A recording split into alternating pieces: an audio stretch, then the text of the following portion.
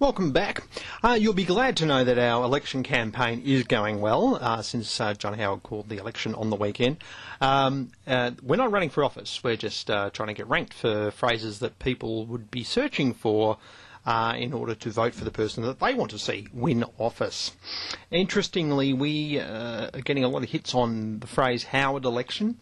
We ranked number 1 for that briefly, but we have dropped to about number 4 in Google Australia. The interesting thing about that is that people would just search for those two phrases, Howard and election. Other phrases that we're seeing coming through are things like writ for federal election, which I've got no idea what that means, and also, perhaps someone out there knows, maybe you're the one who did the search. And we're also getting hits on just generic phrases like federal election 2007, but also things around video, because we have a lot of video on our site. Not that we tried to target election videos, but because we already have a lot of video on the site, and we also have election phrases, Google thinks that we must have election videos, which of course we don't. But what I want to talk to you about today is what your what your competitor can find out about you and how they can gazump you in the rankings.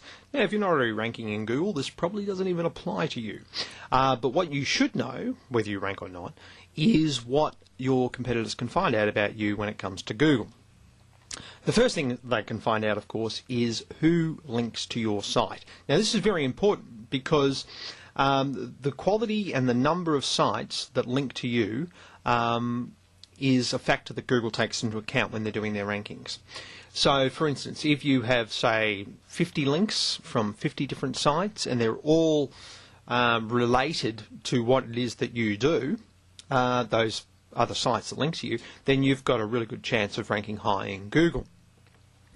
The problem comes if someone else has got better links than you. And of course, when I'm talking about links, I'm only talking about external factors with ranking here.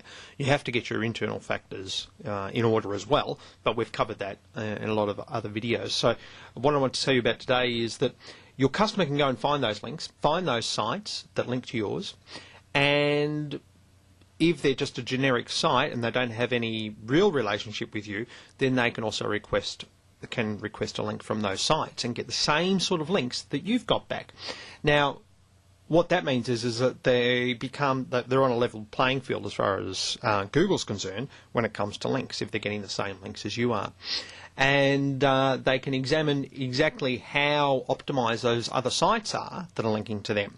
And one of the things that we're going to be teaching in our workshop on November 7 is how to take advantage of that, because a lot of people like to teach the black hat techniques of getting around Google, or different techniques to trick Google, or those sorts of things. What I tend to look at, and as we do as a business as well, is what is it that Google is looking for? Google is basically looking for relevant information to the user's search, and all you really have to do is be providing that. Now, one of those relevancy factors is how important is this site, and the way that Google works out how important that site is the quality and the quantity of links back to that site.